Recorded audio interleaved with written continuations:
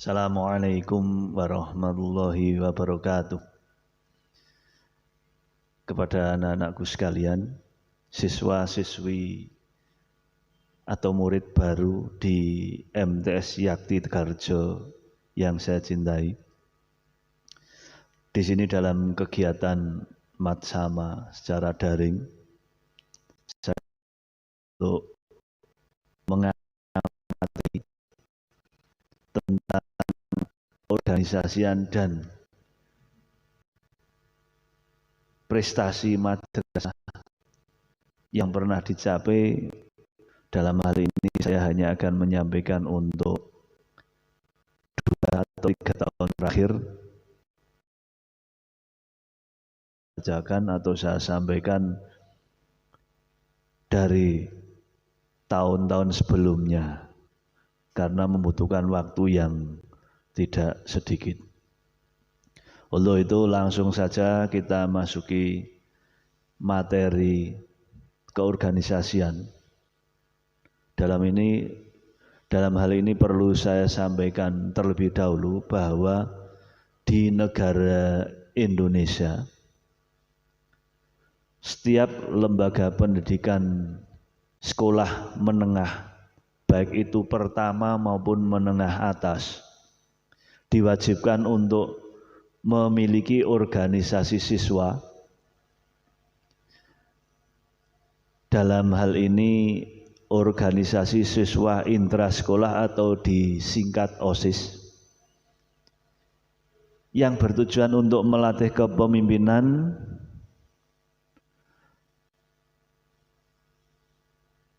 dalam diri siswa, melatih kemandirian, sekaligus untuk menumbuhkan sifat tanggung jawab terhadap diri, lingkungan, sekolah, maupun nanti ketika kalian di rumah dalam sosial dengan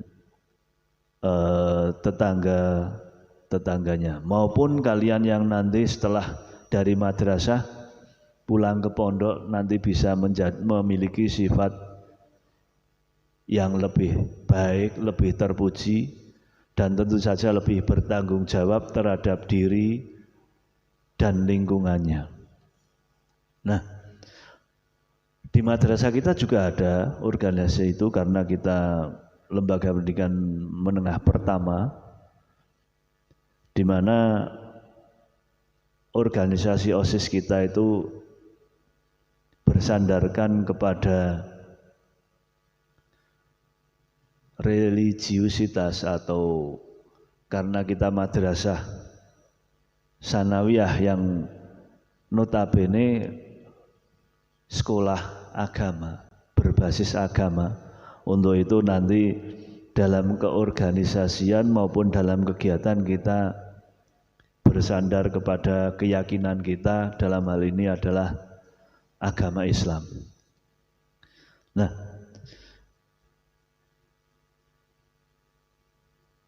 OSIS di sini, di madrasah kita ini tidak ada hubungannya dengan OSIS di sekolah yang lain. Artinya apa? Kita berdiri mandiri di bawah panji madrasah, tidak terikat dengan organisasi siswa intrasekolah sekolah lain, baik itu di SMP negeri, MTS swasta maupun SMP swasta yang ada di lingkungan kita. Jadi kita berdiri sendiri, mandiri di madrasah ini dengan ketentuan-ketentuan yang sesuai dengan apa yang sudah berjalan di madrasah kita.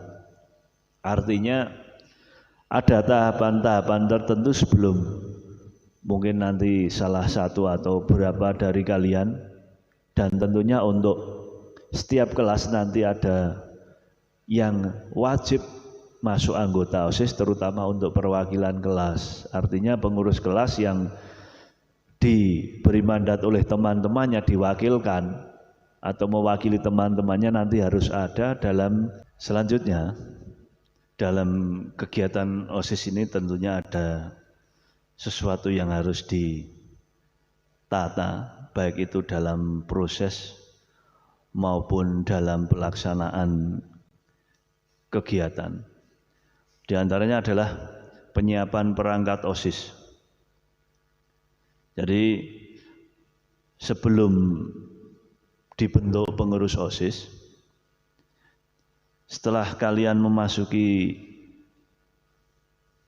kelas masing-masing, nanti diatur oleh wali kelas, maka akan diadakan pemilihan dari pengurus kelas, baik itu ketua kelas, wakil ketua kelas, dan selanjutnya. Di situ juga dipilih untuk 2 siswa sebagai perwakilan yang masuk dalam kepengurusan OSIS. Nah, dari 2 perwakilan tersebut nanti setiap perwakilan kelas akan dikumpulkan oleh pembina OSIS untuk diadakan rapat dalam persiapan pembentukan pengurus OSIS. Ya, jadi pembentukan organisasi OSIS di madrasah kita ada beberapa tahapan. Ya, di antara tadi saya sampaikan persiapan perangkat OSIS, dalam hal ini persiapan untuk membentuk kepengurusan, baik dari tingkat pengurus kelas sampai dengan pengurus harian OSIS. Nah, dalam pemilihan pengurus OSIS nanti akan dilaksanakan secara langsung oleh tadi yang saya sampaikan, para perwakilan kelas, ya, perwakilan kelas mengadakan rapat tanpa intervensi dari pembina. Jadi pembina hanya mengarahkan, nanti yang melaksanakan adalah perwakilan kelas, sehingga nanti dibentuklah kepengurusan OSIS yang baru. Nah, setelah terbentuk, tentu saja ada beberapa tahapan selanjutnya untuk kepengurusan, biar pengurus ini bisa melaksanakan program kegiatan dengan baik dan bisa menjadi ujung tombak dari penerapan peraturan madrasah, tata tertib madrasah. Untuk itu tentu saja diperlukan, kalau dalam program kita adalah latihan dasar kepemimpinan. Nah, LDK atau latihan dasar kepemimpinan tersebut menjadi kawah condro dimuko, tempat pendadaran, sampai di mana kemampuan kalian, sampai di mana kesanggupan kalian untuk menjadi pengurus OSIS, untuk menjadi leader dalam ketertiban madrasah, untuk menjadi leader atau pemimpin dalam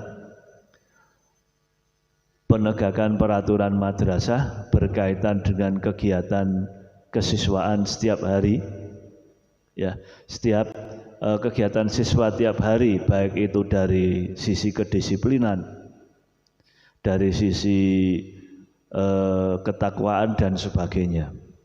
Nah, LDK ini memiliki 2 hal yang berbeda yang nanti dilaksanakan secara bersama, tapi intinya tujuannya sama, yaitu 1, pendidikan karakter. Pendidikan karakter ini meliputi beberapa hal, di antaranya adalah latihan baris berbaris, latihan tata upacara bendera, latihan penegakan sholat berjamaah, sholat duha berjamaah maupun sholat wajib berjamaah. Ini nanti akan membentuk karakter kalian. Dan yang selanjutnya adalah pembentukan kepribadian yang bersifat religius. Nanti ada beberapa materi yang berkaitan dengan pendidikan kepribadian. Sehingga nanti setelah selesai LDK diharapkan siswa yang tergabung dalam kepengurusan OSIS, baik itu pengurus harian maupun pengurus inti dari OSIS, nanti bisa melaksanakan program-program yang sudah ditetapkan dalam keorganisasian maupun program dari madrasah. Jadi semua kegiatan madrasah yang melibatkan siswa, ujung tombaknya adalah anggota OSIS. Untuk selanjutnya, ada proses monitoring dan evaluasi dari kegiatan atau pelaksanaan kegiatan, yang mana monitoring ini akan langsung dilakukan oleh pembina OSIS melalui ketua OSIS dan pengurus intinya. Nanti akan ada rapat tersendiri dalam hal ini untuk evaluasi kegiatan yang telah dilaksanakan maupun evaluasi rencana kegiatan. Bisa saya contohkan kegiatan-kegiatan yang biasa ditangani oleh OSIS atau OSIS harus terlibat langsung di dalamnya di madrasah kita.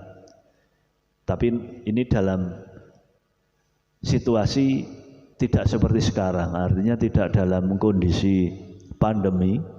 Selama ini yang telah kita laksanakan, kegiatan tersebut antara lain: 1. Pengajian kelas. 2. Upacara bendera setiap hari Senin. Dalam hal ini di madrasah kita dilaksanakan 1 bulan 2 kali, di mana yang 2 kali lagi setiap hari Senin kita laksanakan pengajian kelas. Ini nanti juga OSIS terlibat. Kegiatan pelepasan siswa ini juga melibatkan OSIS, apalagi kegiatan yang bersifat kesiswaan langsung dan ditangani oleh OSIS, yaitu 1. Ada kegiatan tiap akhir semester, class meeting. Dalam hal ini dilaksanakan jeda antara tes dengan pembagian rapot. Ini ada waktu jeda sekaligus digunakan untuk kegiatan class meeting. Tujuannya apa? Tujuannya untuk menciptakan kompetisi antar kelas, ya, kompetisi dalam hal kebaikan dalam hal ini. Kegiatan outbound kalau dalam bahasa lama itu hiking, bukan piknik, maaf, hiking. Jadi nanti setiap akhir dari kegiatan class meeting kita akhiri dengan kegiatan outbound atau pendidikan luar kelas bersama, dan ini dilaksanakan dan ditangani oleh pengurus OSIS. Kemungkinan itu yang bisa saya sampaikan tentang sedikit pengetahuan tentang keorganisasian. Untuk selanjutnya saya akan menyampaikan beberapa prestasi madrasah kita yang berkaitan dengan kegiatan lomba yang kita ikuti, baik itu tingkat kecamatan, suprayon, tingkat kabupaten maupun tingkat karesidenan dan provinsi.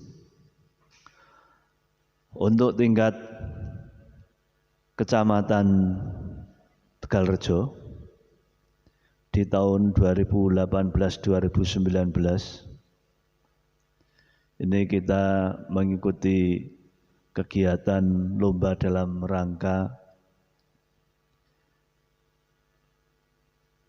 Agustusan, yaitu lomba bola voli antar SMP se-Kecamatan Tegalrejo. Alhamdulillah untuk tahun 2018-2019 kita dapat juara 1 untuk bola voli putra dan juara 2 untuk bola voli putri.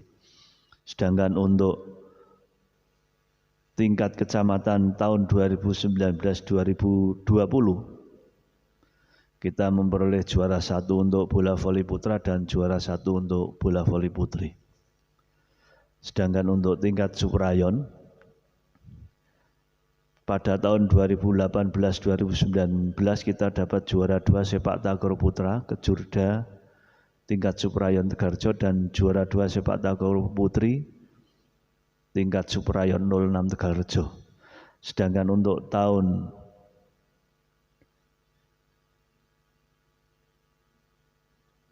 2018-2019 dalam Popda ya, Popda tingkat suprayon kita memperoleh juara 2 sepak takraw putra dan juara 2 sepak takraw putri.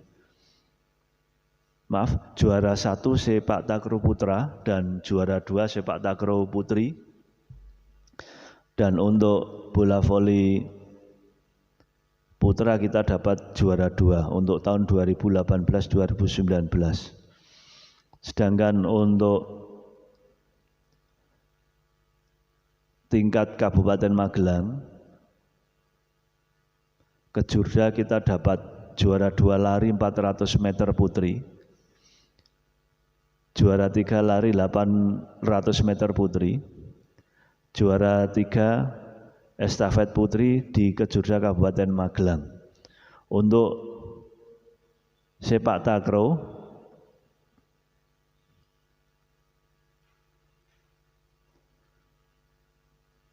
kita dapat juara 1 sepak takraw putra Kejurda tingkat Kabupaten Magelang.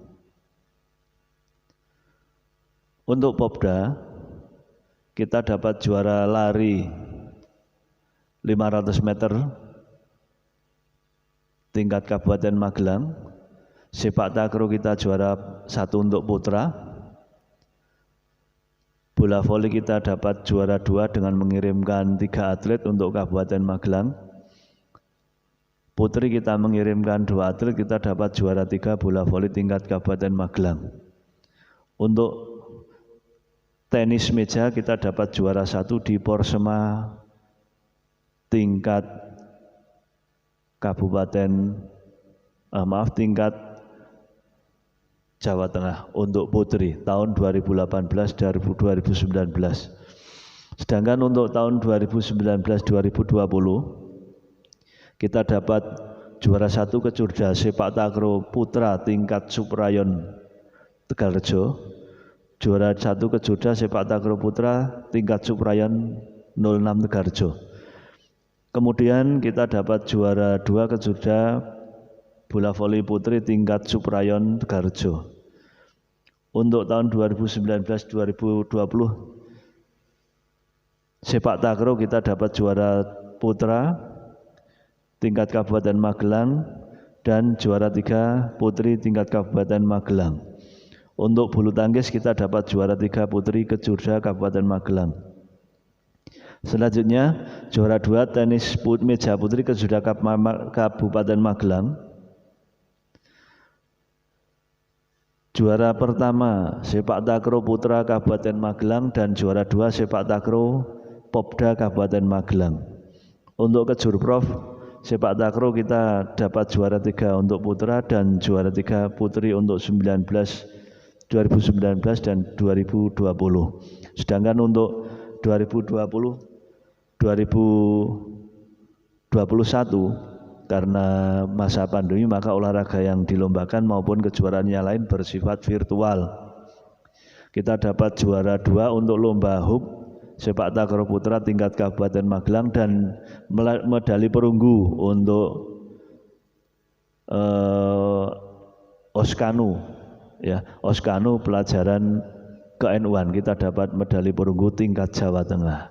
Demikian beberapa kejuaraan yang kita ikuti dan alhamdulillah madrasah kita bisa bersaing, tidak kalah dengan sekolah yang lain baik di tingkat kecamatan, kabupaten, tingkat karsiden maupun tingkat provinsi. Alhamdulillah kita bisa berbicara banyak dalam hal mengikuti perlombaan yang bersifat kompetisi, baik kompetisi